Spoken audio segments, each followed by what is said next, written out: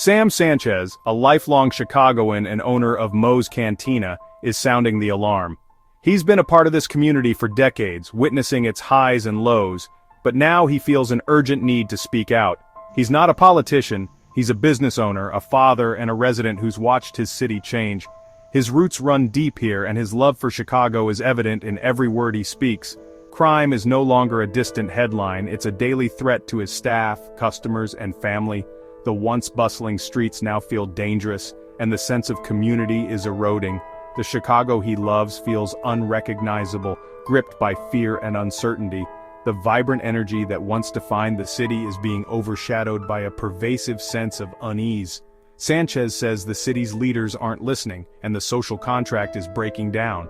He feels that the promises made to protect and serve the community are being neglected. He's frustrated by what he sees as inaction, and a lack of urgency from those in power. The silence from city officials is deafening, and the lack of concrete action is disheartening. The debate has reached the national stage, with talk of federal intervention and fierce opposition from state leaders. The issue has become a political battleground, but for Sanchez it's deeply personal. But for Sanchez, this isn't about politics, it's about survival. Every day, he worries about the safety of his employees and patrons and the future of his business. He's calling for someone, anyone, to restore safety to Chicago's streets.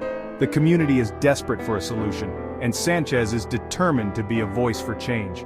His plea is echoed by countless others who feel abandoned. The sense of urgency is palpable, and the need for action is clear. The city's future, he warns, hangs in the balance. Without immediate and effective intervention, the Chicago they all know and love could be lost forever. The numbers are staggering, but the pain is personal. A recent weekend saw 6 killed and dozens wounded, including a 5-year-old child. Violence now feels random, touching every neighborhood and eroding the city's sense of safety. Parents keep kids indoors. Businesses see empty tables as fear keeps customers away. The psychological toll is immense: anxiety, lost freedom, and a fading sense of community. The White House has taken notice, amplifying the voices of those desperate for change. For Sanchez and others, these aren't just headlines, they're daily realities. Chicago's spirit, they fear, is slipping away. At the center of a heated statewide debate stands the SAFE T Act, a law that has become a lightning rod for controversy and conversation across Illinois. The SAFE T Act is a sweeping criminal justice reform package, aiming to overhaul how the state approaches policing, pretrial detention, and accountability. Its most controversial provisions, eliminating cash bail and imposing new limits on police practices, have ignited fierce debate. Supporters hail it as a bold step toward justice and equity, arguing it addresses long-standing inequalities in the system. But critics, including outspoken voices like Sanchez, blame the law for a perceived rise in crime and what they call a revolving door for repeat offenders. Sanchez argues that the SAFE T Act ties the hands of both police and the courts, making it harder to keep dangerous individuals off the streets and leaving neighborhoods feeling less safe than ever. He believes city and state leaders are turning a deaf ear to the urgent pleas of residents and business owners who are desperate for action and reassurance. The governor, however, stands firm, defending the law as necessary reform and rejecting offers of federal assistance, calling them unconstitutional and an overreach.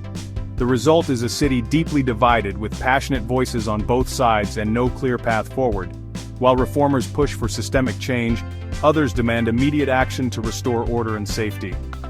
In the midst of this uncertainty, Chicagoans from all walks of life wait anxiously, hoping for real solutions that will bring both justice and peace to their city. For business owners, the crisis is economic as well as personal. Every day they face the uncertainty of whether their doors will stay open, or if the next incident will force them to close for good. The weight of these challenges is felt in every decision they make. Restaurants like Sanchez's see fewer customers as fear keeps people home. Once busy dining rooms now echo with silence, and regulars who once filled seats are missing, leaving owners to wonder if they'll ever return. One violent incident can empty streets and devastate sales for days. The ripple effect is immediate, shoppers and diners vanish, and the sense of community disappears almost overnight. Workers face layoffs and the constant threat of crime on their commutes. Many are forced to choose between their livelihoods and their safety, unsure if their jobs will be there tomorrow. Neighborhoods lose their vitality as businesses struggle or close. Once thriving blocks become quiet, and the loss of local shops means fewer jobs and less hope for recovery. Owners invest in costly security, but many can't afford it. For some, these measures are a last-ditch effort to protect what little they have left, but it's often not enough. Families consider leaving, searching for safety elsewhere. The fear and uncertainty push them to make difficult choices, uprooting lives built over years. The city's famed dining and nightlife are at risk and the social fabric is fraying. The energy that once defined these neighborhoods is fading, replaced by anxiety and loss. Sanchez's story is just one among many. Businesses are desperate for change. Without support and real solutions, the future of these communities remains uncertain, and the heart of the city continues to beat a little quieter each day. Sanchez's message is clear. Chicago needs law and order, now.